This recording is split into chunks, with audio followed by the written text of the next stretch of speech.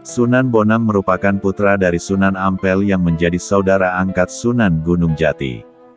Oleh Sunan Ampel, Sunan Gunung Jati dan dua putranya Sunan Bonang dan juga Sunan Derajat dijadikan saudara angkat. Sunan Bonang merupakan salah satu anggota dari Wali Songo atau Wali Sembilan yang ada di Tanah Jawa. Sunan Bonang merupakan salah satu dari Wali Songo yang istimewa, hingga dia bertemu dengan Nabi Khidir dalam menyebarkan agama Islam. Sunan Bonang, seorang wali yang memiliki nama asli Raden Maulana Makdum Ibrahim. Sunan Bonang merupakan putra Sunan Ampel dari istrinya yang bernama Nyi Ageng Manila atau nama asli Dewi Condrowati. Ibu Sunan Bonang sendiri merupakan keturunan dari Kerajaan Majapahit yang merupakan kerajaan Hindu terbesar di Nusantara. Tidak mudah bagi Sunan Bonang berjuang menyebarkan ajaran Islam di Nusantara, mengingat beliau adalah keturunan dari seorang ibu beragama Hindu. Kisah Sunan Bonang berawal dari kelahirannya pada tahun 1465, dan di usianya yang baru menginjak 7 tahun beliau sudah mengaji ke Mesir selama 6 bulan. Sepulang dari Mesir dan kembali ke Tanah Jawa di daerah Tuban, Raden Ibrahim, Sunan Bonang kecil, langsung masuk ke perkebunan ayahnya yaitu Sunan Ampel tanpa sepengetahuan ayahnya. Beberapa hari kemudian Sunan Ampel baru tahu bahwa di dalam kebunnya ada seorang pemuda. Tapi anehnya saat itu Sunan Ampel tidak mengenal siapa dia sebenarnya dan dari mana asal-usulnya, padahal itu adalah Raden Ibrahim anak kandungnya sendiri. Disinilah uniknya kisah Sunan Bonang, di mana dirinya tidak dikenali oleh ayahnya sendiri dalam berjuang menyebarkan ajaran Islam. Oleh Sunan Ampel yang waktu itu tidak tahu dirinya siapa justru mempercayakan dirinya untuk menjadi pimpinan atau kepala di pondok pesantren milik Sunan Ampel. Perintah tersebut dilaksanakan dengan baik selama 40 hari, akhirnya baru diketahui siapa sebenarnya pemuda tersebut. Raden Ibrahim diutus oleh Sunan Ampel untuk mengembara ke Gunung Domas atas dasar wasiat yang diperoleh sang ayahanda. Sunan Bonang tidak boleh berhenti sampai tiba di hutan yang bernama Alas Kemuning. Bertahun-tahun kisah Sunan Bonang mengembara tanpa makan dan juga tanpa tidur sampai dia ditemui oleh Nabi Khidir. Nabi Khidir kemudian memerintahkan agar Raden Ibrahim atau Sunan Bonang turun pada sebuah batu kemuning. Kisah Sunan Bonang berlanjut di Alas Kemuning. Setelah 4 hari berlalu, Nabi Khidir menemui Sunan Bonang kembali sambil menunjukkan bahwa hutan itulah yang dinamai Alas Kemuning. Nabi Khidir lalu menyuruh Sunan Bonang untuk menetap dan bermukim di tempat itu. Setelah Raden Ibrahim menetap di Alas Kemuning, beliau mendapat perintah untuk berkholwat atau bertapa pada sebuah batu, dan batu itulah yang kita kenal dengan pasujudan yaitu tempat sujudnya Sunan Bonang kepada Allah Subhanahu wa Ta'ala. Di usia 30 tahun, akhirnya Raden Ibrahim menerima sebuah pangkat yang mulia dari guru mursyid, di mana gelar itu dinamai Kanjeng Sunan Bonang. Sunan Bonang mempunyai seorang santri yang bernama Kanagur yang dapat dilihat oleh orang banyak. Sebab kebanyakan santri Sunan Bonang tidak terlihat oleh mata manusia biasa. Sunan Bonang mendirikan masjid di daerah Desa Bonang. Kisah Sunan Bonang dalam menyebarkan agama Islam pun cukup unik, di mana pernah suatu ketika ada seorang Brahmana Hindu yang mengajak beliau berdebat. Berdebat mengenai filosofi ketuhanan dan mengenai agama. Pendeta Hindu itu pun merasa kalah dengan perkataan Sunan Bonang yang dia rasa benar, dan memutuskan untuk masuk Islam. Dalam sejarah kisah Sunan Bonang, beliau adalah wali yang menjadikan Demak sebagai kota berkumpulnya para wali. Cerita Sunan Bonang dan ancaman kutukan buta locaya untuk rakyat Kediri. Sunan Bonang memilih Kediri, Jawa Timur sebagai wilayah dakwah Islam pertamanya di luar kawasan pesisir utara. Pada awal kekuasaan Kerajaan Demak tahun 1481 sampai tahun 1554, Kediri yang berada di wilayah selatan dipandang sebagai kawasan pedalaman. Dibanding Tuban dan sekitarnya utara, masuknya agama Islam di Kediri lebih belakangan. Di masa itu, sebagian besar masyarakat Kediri masih memegang erat agama Buddha, yakni agama Buddha, Hindu Shiva, dan sehimpunan agama purba peninggalan leluhur. Di Kediri, Ajaran Bhairawa Tantra atau Tantrayana masih memiliki banyak pengikut. Ketika Jawa bergeser ke Islam pada dekade akhir abad 1400-an, Kediri dan sekitarnya tetap menjadi pangkalan keyakinan Buddha, tulis George Quinn dalam buku Wali Berandal Tanah Jawa. Sunan Bonang yang terlahir di Tuban dengan nama Mahdum Ibrahim, merupakan putra Sunan Ampel. Ibunya, Nyai Ageng Manila adalah putri Arya Teja, Bupati Tuban. Babat Risaking Majapahit dan Babat Cirebon menyebut Sunan Bonang memiliki adik bernama Raden Kosim atau Sunan Derajat yang juga salah satu dari Wali Songo. Kedatangan Sunan Bonang bersama dua santrinya di Kediri dicegat oleh Buta Locaya, yakni Danyang rakyat Kediri.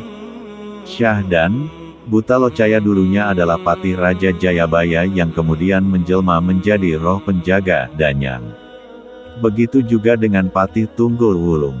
Saat wafat, Jayabaya konon telah mengutus Buta Locaya dan Tunggul Wulung untuk melindungi dan memelihara rakyatnya. Buta Locaya ditugasi menjaga kawasan sawah dan sungai. Sedangkan Tunggul Wulung dipasrahi wilayah Gunung Kelut. Sunan Bonang sudah mendengar seperti apa Kediri, termasuk cerita-cerita sebagai kawasan tua dan angker.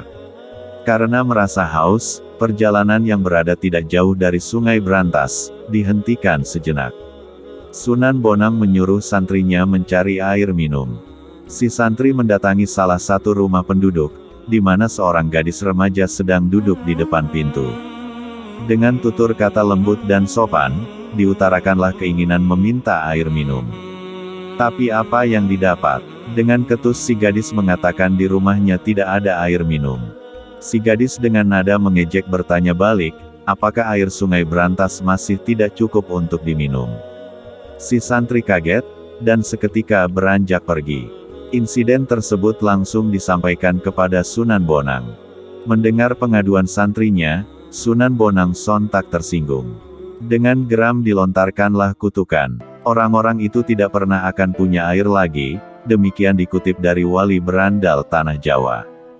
Konon, kutukan itu mengakibatkan aliran Sungai Brantas di Kediri bergeser lebih ke timur. Akibatnya tempat di mana Sunan Bonang berdiri, termasuk desa tempat gadis remaja itu tinggal, berubah menjadi daerah gersang, krisis air. Melihat peristiwa itu Buta Locaya gusar, dan seketika memperlihatkan diri. Buta Locaya menegur Sunan Bonang dengan kalimat keras. Ia menyebut tidak sepantasnya seorang wali mengeluarkan kutukan yang mengakibatkan sengsaranya orang banyak. Bagi rakyat yang tidak mengerti apa-apa, kutukan itu tidak adil. Hal itu mengingat yang berbuat kesalahan adalah satu orang. Percakapan antara Sunan Bonang dan Buta Locaya tersebut diabadikan dalam Serat Dharma Gandul yang ditulis tahun 1870.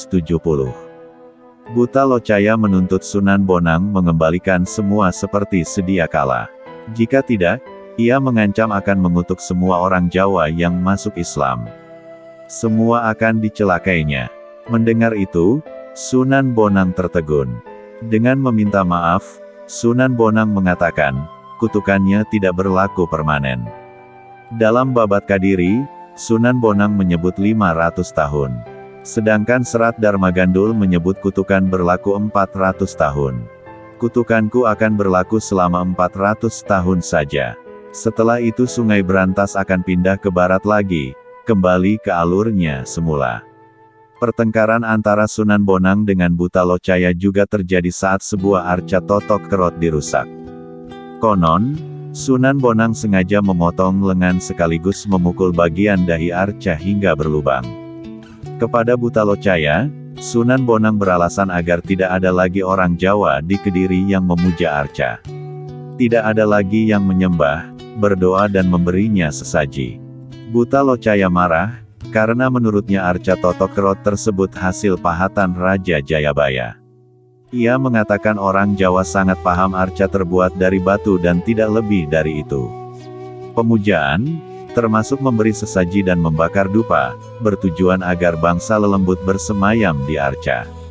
Sehingga tidak ada yang bergentayangan kemana-mana, tidak ada yang mengganggu kehidupan manusia. Kalau mereka punya rumah di arca, terutama kalau arca itu berada di tempat yang nyaman dan sepi di bawah pohon besar yang rindang, mereka senang. Mereka tidak perlu berbagi ruang dengan manusia, demikian seperti dikutip dari Wali Berandal Tanah Jawa. Dalam perjalanan dakwahnya, Sunan Bonang singgah di sebuah wilayah yang kemudian diberinya nama Desa Singkal Anyar, sekarang masuk wilayah Prambon, Kabupaten Nganjuk. Singkal mengandung arti saat kesusahan menemukan akal untuk lepas. Adanya penentangan keras dari Buta Locaya membuat dakwah Sunan Bonang di Kediri kurang berhasil. Hikayat Hasanuddin mengatakan, karena kurang berhasil, setelah dari Kediri Sunan Bonang langsung bertolak ke Demak. Pangeran Ratu atau Raden Patah, Sultan Demak telah memanggilnya. Setiba di Demak, Sunan Bonang ditunjuk menjadi imam Masjid Demak. Sunan Bonang wafat tahun 1525, pada usia 60 tahun tanpa meninggalkan anak dan istri. Makam Sunan Bonang dipercaya sebagian besar masyarakat berada di 4 tempat, yakni Tuban, Lasem, Bawean dan Madura. Kisah Brahmana India Sakya Kirti, yang datang jauh dari India untuk menantang Kanjeng Sunan Bonang. Sunan Bonang yang juga masuk jajaran Wali Songo Tanah Jawa, dikenal dengan kecerdasan dan juga keramat saktinya. Kesaktian Sunan Bonang hingga tersebar ke seluruh pelosok negeri. Bahkan hingga ke negeri India saat itu. Hingga pada suatu ketika, salah seorang Brahmana asal India yaitu Shakyakirti, penasaran ingin mengajak debat dan mengadu kesaktian dengannya. Maka bersama beberapa orang muridnya sang pendeta Brahmana Sakyakirti berlayar menuju Pulau Jawa dengan membawa kitab-kitab referensi yang telah dipelajari untuk adu debat. Aku Sakyakirti, menantang Sunan Bonang untuk berdebat dan adu kesaktian. Jika ia kalah, akan kutebas batang lehernya. Tapi jika sebaliknya, aku akan bertekuk lutut mencium kakinya dan akan kuserahkan jiwa ragaku kepadanya. Sumpah Brahmana sembari berdiri di atas geladak di buritan kapal layar. Namun ketika kapal yang ditumpanginya sampai di perairan Tuban, mendadak laut yang tadinya tenang tiba-tiba bergolak hebat. Ombak dan angin mendatangkan badai setinggi bukit dan menenggelamkan kapalnya.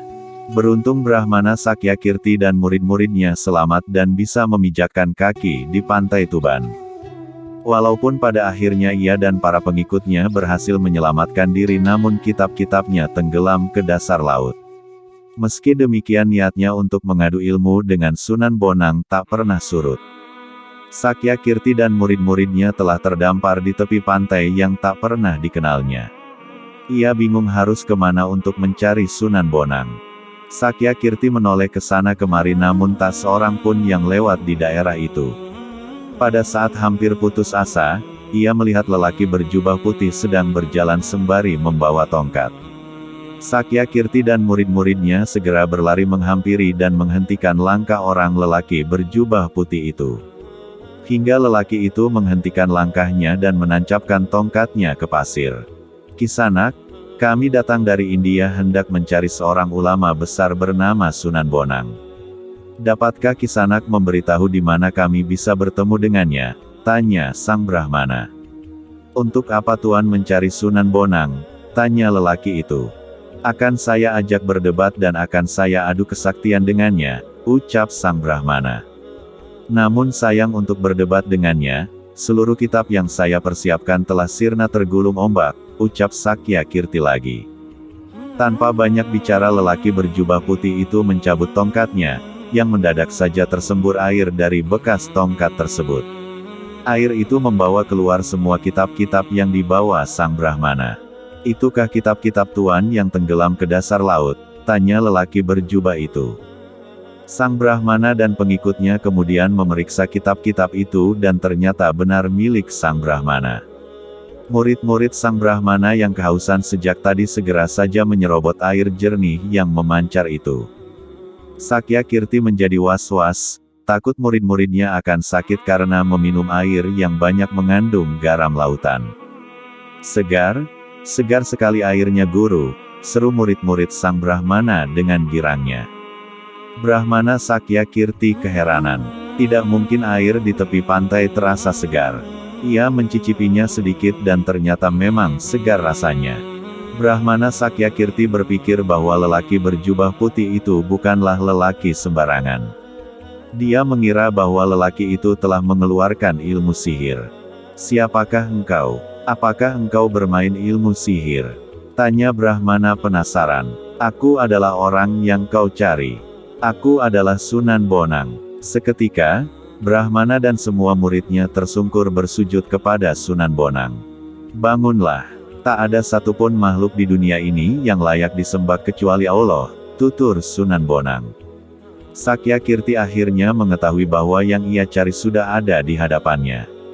Dan, ia telah menyaksikan sendiri keramat sakti Sunan Bonang. Sehingga Sakyakirti beserta murid-muridnya akhirnya masuk agama Islam. Sejak saat itu, sang Brahmana dan murid-muridnya menjadi santri Sunan Bonang dan tekun belajar agama Islam. Wallahu a'lam bishawab.